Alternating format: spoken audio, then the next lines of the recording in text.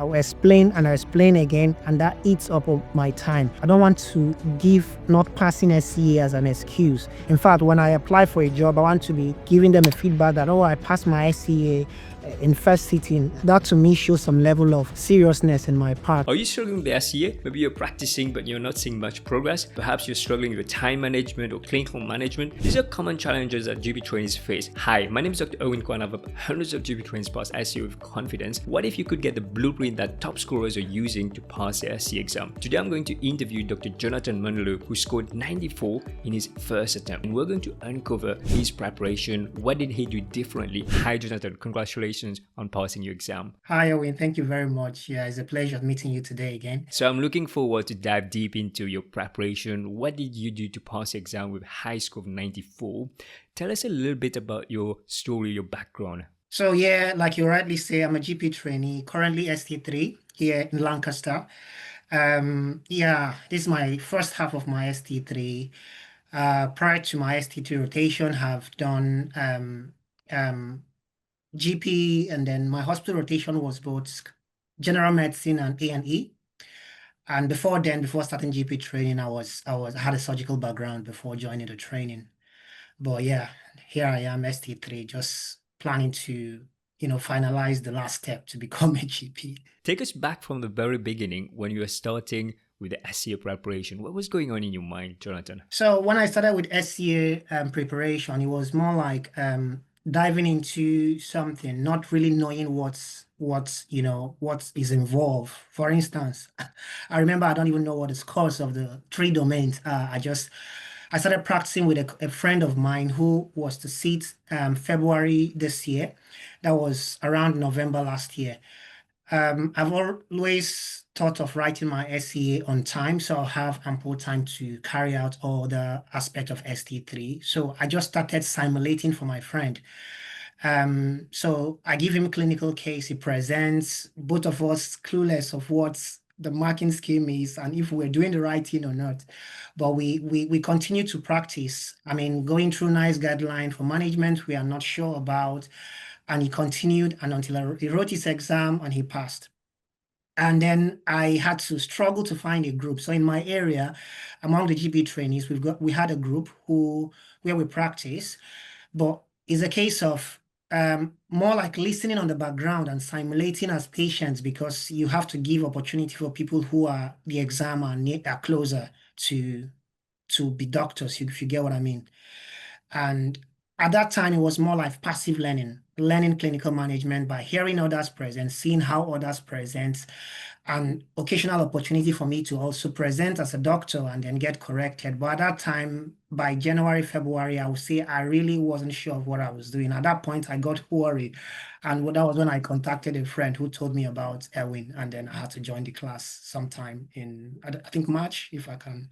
I think I joined the class in March, yeah. Tell us about the struggles that you had when we look at the SCA exam. Many trainees struggle with the communication. Were there any specific that you struggle most? So obviously, as an IMG, the issue is always about communication. Speaking in a British central way, if you get what I mean.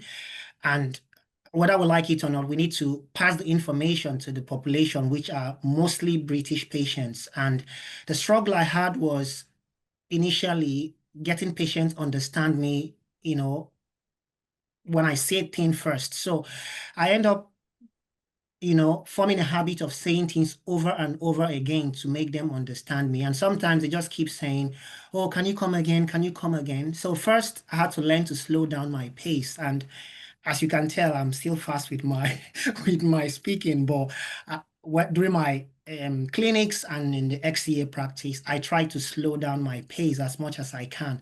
That way, patient does say, come again. And I think one thing I learned when I started the training with Erwin was how to, be brief with my explanations, and recognizing that even with my first explanation, patients most likely have understood me. That was the feedback I got from Erwin. So I didn't have to explain things in different ways and wasting my time, which brings me down to the second challenge I had, which is time management. I think one of the issues I had with time management was the same fact that I keep explaining things over and over again. One concept, I just feel personal the patient hasn't haven't understood me. So I'll explain and I explain again, and that eats up on my time. There was no way I could finish in 12 minutes and but that was something I had to really work on through the course I did with Erwin, and it was really, really helpful. So it was really, I think it was a blessing for my friend. I keep mentioning his name. I don't know if you like it, but I'm sure he will be proud that I mentioned his name, Mustafa. He said to me, Jonathan, you don't need to make the mistake I made. I want you to, join this course. You need to invest in this exam if you want to pass it. And for me, I think that investment includes time and it might also cost you money, but it's worth it because eventually my belief is that it's more expensive writing the exam twice than preparing very well to score very high. And I think these things really helped me become successful in exam. So yeah, Mustafa was on the channel as well. He shared his journey with us, and you learned from his mistake, and you didn't repeat that. So I'm glad that he recommended you. So when we were talking in the beginning, when we first met, you did mention to me that the job market was also an issue, and there was some visa implication. That's why you wanted to make sure you pass it. So tell us a little bit about the update with what's happened now. Everyone know now the job market is tough for newly qualified GPs. So, and if you're on visa, that's like a constant worry in your mind. And for me, I kind of worry a lot. And every day I sleep, I think about what will I do at the end of my training. So one thing I did was to start applying for job regardless of my SCA result. And one of the triggers or one of the force that made me study hard for my SCA is that I don't want to give not passing SCA as an excuse. In fact, when I apply for a job, I want to be giving them a feedback that, oh, I passed my SCA in first sitting. That to me shows some level of seriousness in my part. And because what, okay, let me say that I applied for job even before my SCA exam, which was in June, and the interview came 10 days before the exam. So I remember spending 72 hours preparing for interview, and then I met people who was already GPs working, and they kind of coached me, asked me questions about interview, and that was my first job as well. I never applied any other job, and that was my first interview, and I got the role. And I need to say in this area is one of the highly paid practice really compared to other practices. So I feel lucky and I'm just I don't worry about anything. I just do my portfolio currently and SCA is over. I have a job to start in by the end of February. Like Mustafa would say, you just need to do your remaining part of your ST3. If you pass this exam, you autopilot it. And I think that's what I'm doing now. And it's stress-free and it's something I Yeah. encourage others to do as well. So it's good to hear that you don't have to worry about that aspect now. So let's dive deeper into your preparation. How did you structure it? So yeah, initially there was no structure. I must be honest. Initially there was no structure. Yes, I eventually had to create a mini group myself with my friends, and then we practice. People I knew that would write exam around the same time with me, and then we try to practice every night. We try at least 5 times a week, but there was no structure, like I said, until I started this program. So, using the blueprints and then logging on all the case I practice was another game changer for me because it tells me that yes, you've prepared for it. And I don't just do that. I make a note outside my jotter to write out, okay, this is the clinical management. I've logged it on that I've practiced this case. Am I sure I remember this clinical management? And that was how I managed to remain structured. Now, also, I think I categorized the domains of SEA into different, weakness. I said, okay, I think I'm not doing well. Why do I miss red flags in data gathering? There's no way you can pass data gathering if you miss red flags. So I focused at some point on data gathering, making sure I don't forget red flags for any case. And then when I got red flags, I realized, oh, I don't delve into the psychosocial the way I should. And I focus. So it was more like bit by bit, domain by domain. So when I tackled data gathering and relating to others, I realized it is not just, I think it was when I started the course with Erwin, I realized that interpersonal skill or IPS is not about being nice to patients. If you don't address patients, if you don't first find out the patient's agenda, that what they're coming in for, what they want in the data gathering, there's no way you can address the concerns and expectation appropriately. And if you don't do that, there's no way you're going to pass relating to others, because that's what they're coming for you to help. Even if you feel it's unrealistic, you need to explain politely why you think that's not the right channel to help solve their problem. And then that concept of shared understanding always, you have to attain that shared understanding before diving into your own agenda. So there's no way I would have learned this if I didn't do the course. So while practicing on your own with your friends is good, you should realize that you're all GP trainees. You need someone to calibrate what you're doing, and that's what this course helped me do. That's what it did for me. It calibrated and told me my mistake domain by domain, and I think that was Nice. that was really helpful. Thank you for sharing that. So, when we first worked together, we looked at your revision and we made a plan. So, then you started to keep track of your progress and monitor, and you had that accountability. Tell us in the following weeks what the changes that you notice in your own practice. Oh, so first, immediately I cut down the excessive long explanation. When I got that feedback saying, "Oh, I think I understood you the first time you said this. You don't have to go over and over again." That's really, really improved my time management. So I noticed that at least I finish the stations in 12 minutes. Even if I don't, I mean, just a little thing to tweak, and I arrive at the right spot. So that's the first improvement I noticed the next week following the practice.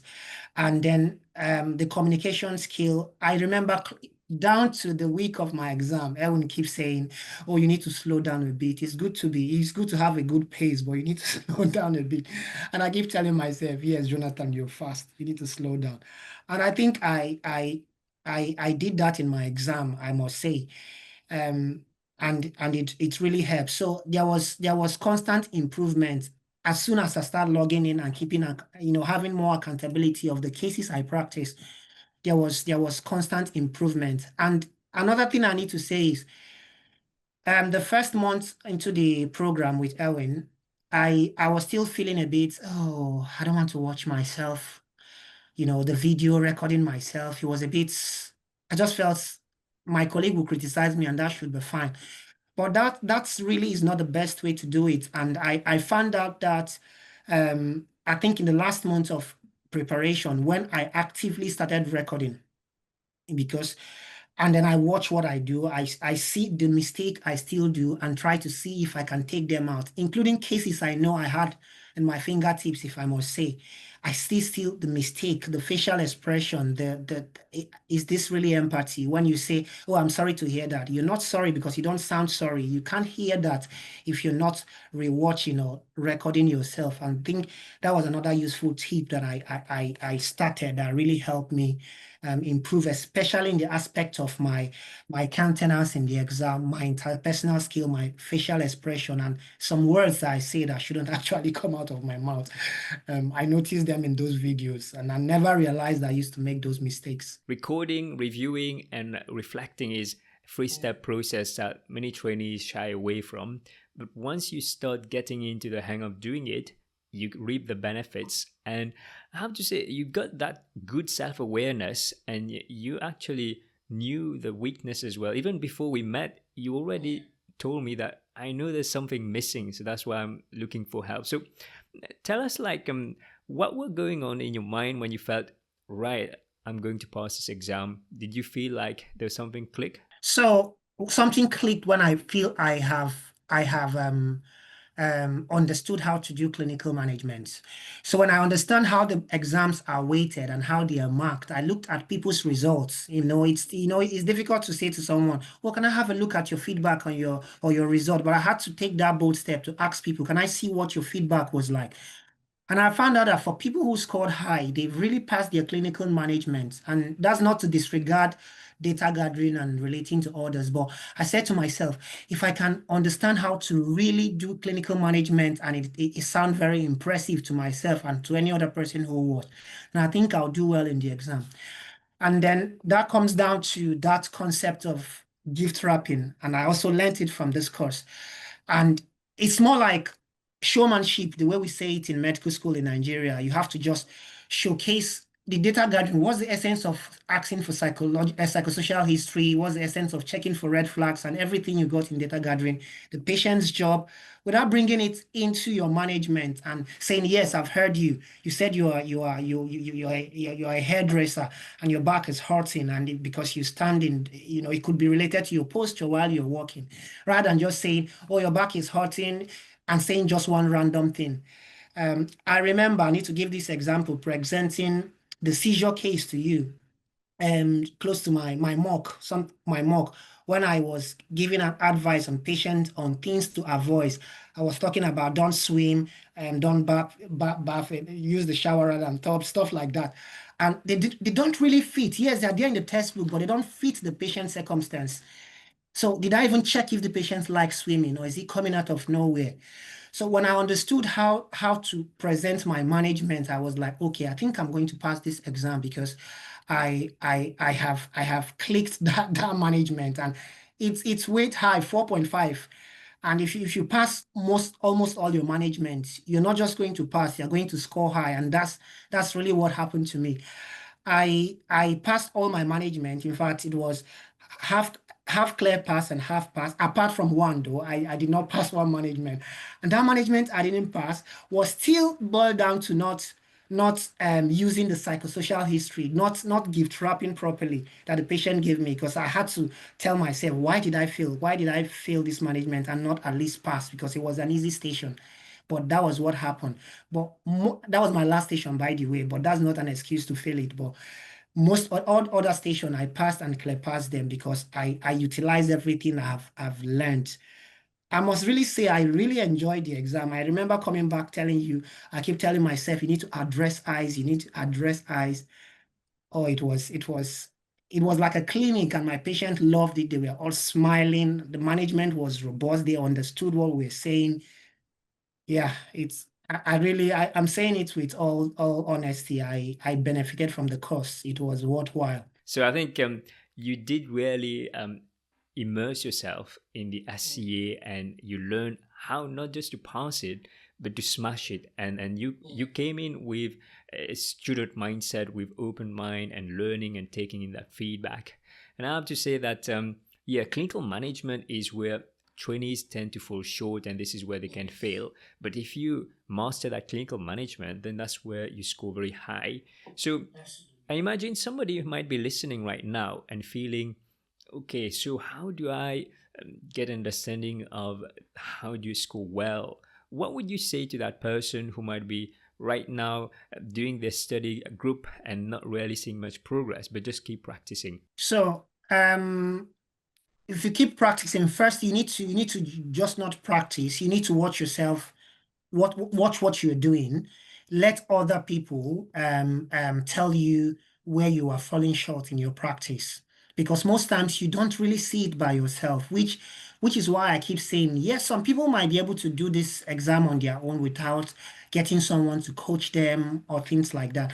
But the greatest disservice you do yourself, especially if you're an IMG, is to do this by yourself. Because if you want to do it in practice, yes, you can do it while at work. You learn from everywhere from your supervisor. But how much time do you have, to get tutorials from your supervisor, SCA focused tutorials? So you have to invest in the exam and get someone to teach you what to do. You might know the clinical management. For me, I think I had the knowledge of most cases, but I present them wrongly and end up telling me that I failed the management. And it was obvious at the end why I was failing it in my practice. So it's very doable. It's very possible. If I can pass the SCA very well in one sitting, I think every other person can pass it. But you need to invest your time, your practice, and yes, everything, your resource, your money, everything. Just pass it once and not have to do it twice. It's very expensive exam. I can't imagine doing it twice. Are you struggling to identify your blind spot? Maybe you're not getting enough feedback. If you're looking for help, I've opened up a few spaces on the coaching program. Click the link down in the description to book a call with me, whether I can help you. And if I can help you, we can work together to help you pass your exam. I'll see you right then. Share with us, with relating to others, what were the things that you do in the management to link it and gift wrap? So for the relating to others, okay, let's give an example of someone telling you that, oh, my condition is affecting me. I'm not able to do stuff for my grandkids. I have three grandkids. I want to be this happy grandma. Because I feel short of breath, I'm not able to do anything. I'm not able to garden. Now you hear that she had three grandkids. She's a keen gardener. She loves her gardening, and her condition is preventing her from doing these things. Now, while you in your management, while you are okay, first relating to others. So those are her concerns. Now she's worried about being short of breath, but she's also worried about not being able to do things that she loves. So it's for you to understand and during your management saying what you think is wrong. Oh, I think you're short of bread because of this. And I know you're worried about this, and that's quite a valid concern. You talked about your grandchildren, you talked about not being able to garden. You reassure the patient that you've heard them and that you're willing to suggest ways to improve things and make them get back to what they used to do. Once you say that is even the beginning, before you enter your management proper, patient is all ears. They are happy with you. This person is listening to me. They are happy to help me get back to my normal state. It's not changing their inhalers that is their primary problem. You can say that that's your doctor's big. They will listen, but their ability to get back to gardening, the ability to take care of their grandchildren is the most important thing. So when you finish, explain and make sure, that shared understanding. I've heard you made mention that this is happening to you and it's valid concern. Well, I'll be able to explain how to help you with this. And then before you start doing, and don't forget to manage those bits, suggest ways. I need to say in the management bit, if you finish all your medical management without managing that concern of that patient, you're not going to pass that management. And your relating to others will now reduce as well because you did not listen to the patient. They left your clinic, still worried about their grandchildren, still worried about their gardening, and you didn't mention anything about that in management. So you score low. And if a patient is worried about something, oh, I'm going to have will I have a kidney transplant? I need to mention, I need to mention this because if one station I missed relating to others was because I did not properly reassure patients why they will not have what they are worried about.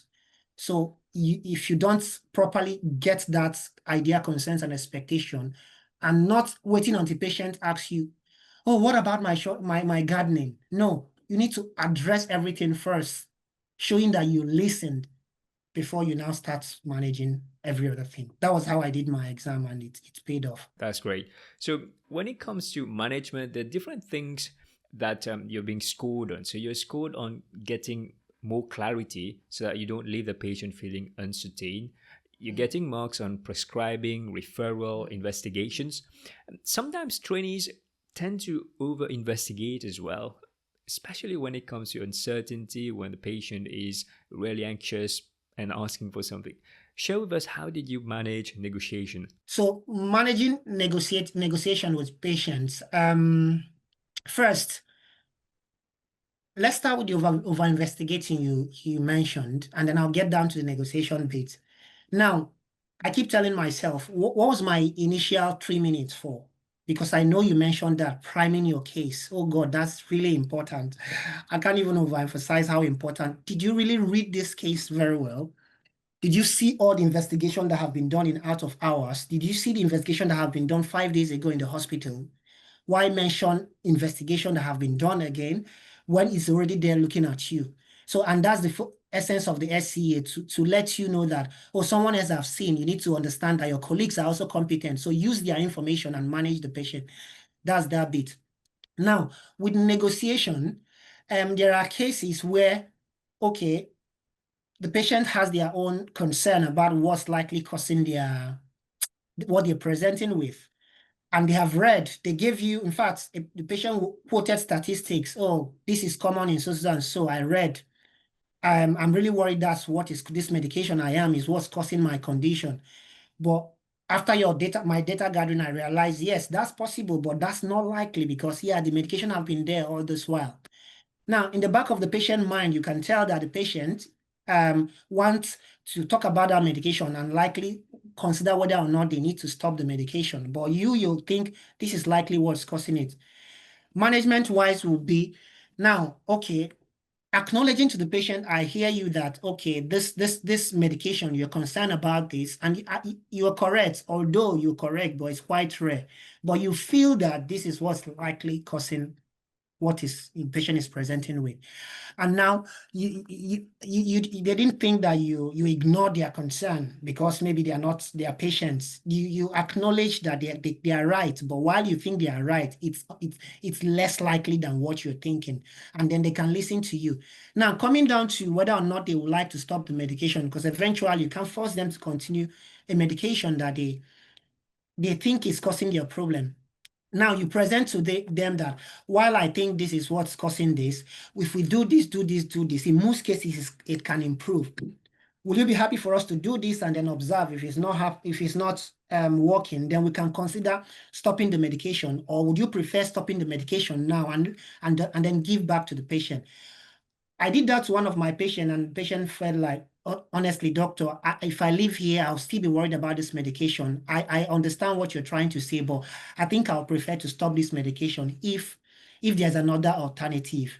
Absolutely, there's another alternative. You provide another alternative. So in that case, you allow them make involve in the decision-making process. That's the essence of person-centered care. So you are sharing the decision-making with your patient, and you show them that you understand where they're coming from and accommodate based on what they're requesting, their preference.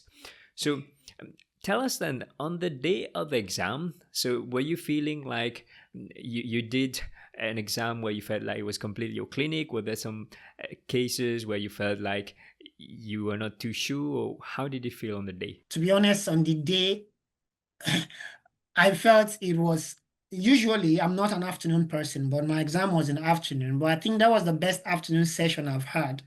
So the reason I said this is because these patients are calibrated. These patients know their script very well. They are not bringing, oh, doctor, now that I'm here, can we also mention about this lump in my neck? They are focusing on one story, and you need to just bring out that story. So yes, I was anxious. My first station, I was very anxious with my first station. I keep reminding myself that yes, I need to calm down. I need to calm down. But it did not really affect me eventually. But that first station is a very easy station that should have clear pass, but I ended up pass in all domains. But the anxiety was really, really high. But honestly, I finished the exam and I felt this this this this felt very easy. And another importance of practicing is that you need that resilience of sitting down for 12 stations, 6 stations, just few minutes break, and then another 6 stations without getting tired and fatigued mentally. So if you've been practicing, so that adrenaline will there. I finished my last station and I only realized when later said, "Oh, we're done." I was like, "Okay, we're done." Yeah, but I felt it went very well. Hmm. Yeah. But obviously I kept getting worried before the result came out. Normal way to react. You said it very well. Like in the last case where you felt that that energy going a little bit down, that's where you didn't score that well as you wish you would, but you still got a good score of 94. So then on the results day, then how did it feel when you saw it? I honestly, I was very, very proud of all the effort I put into the exam. I said to my supervisor, I don't know myself or my supervisor who was happier, because for my supervisor, I am his first ST3. He was trying to get the hang on ST3 training, and he was like, I'm so proud I have you as a trainee. You seem to be on top of your game with your portfolio, your exam, and now you scored 94 in your exam. He was very proud of me. And I think I was happier passing my SCA than when I finished my med school. I was really happy. Throughout that week, I was very excited. It was the best news I've ever had. And looking at my result, I keep looking at my result. Every week I go back to my result and look at it and was like, I really did this. And for me, it tells me that okay, yeah, I'm doing well even in practice, because Yeah, perhaps that's why patients I keep getting compliments, especially with my SCA practice. The compliments I get from patients have increased when I started practicing my SCA close to the exam. That was when I knew that I think I'm starting to do the right thing, and I started having confidence that I'll pass my exam, even from my real life patients giving compliments and That's great. feedback. And what does it mean to you having passed the SC exam first attempt and finishing your trainee soon? Oh, it means that I have nothing to worry about really from now.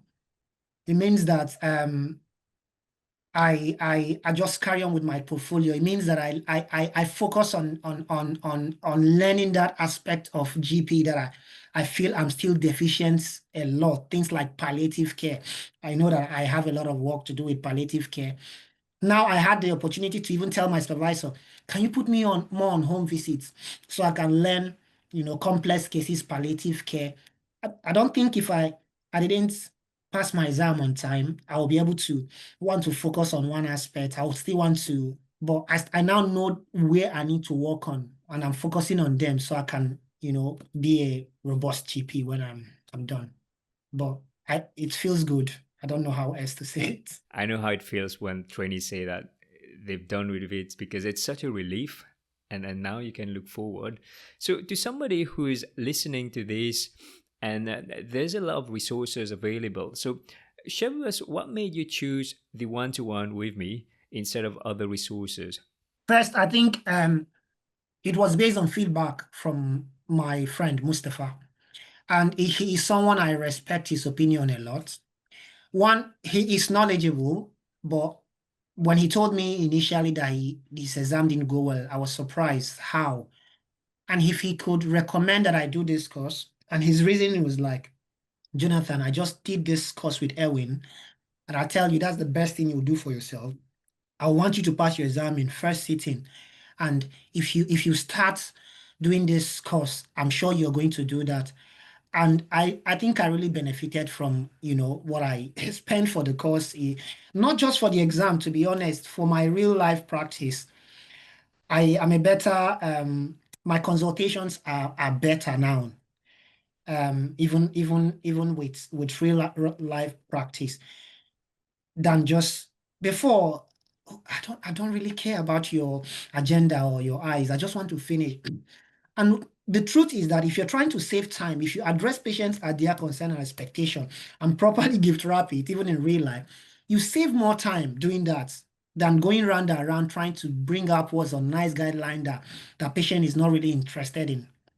So I chose this course because there are good feedback from colleagues who have done, and like now I'm here to also testify that it's the real deal because it helped me. Thank you very much, Jonathan. I appreciate what you're saying, and I'm really pleased to see that now that you're at the end of your training and you're going to have a start a new career as a newly qualified GP. And I can already see that there's going to be more exciting things coming down the line for you. Yeah, same here. Thank you. Great.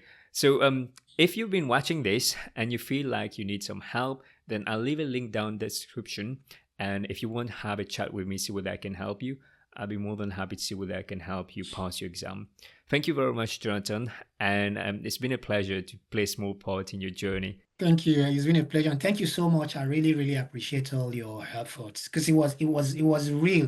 It was dedication. It was not just this is a course. This is what I have to do. You brought in passion to teach people who are in your course, and that's really well appreciated. So thank you. Thank you. Take care, everybody. Bye bye.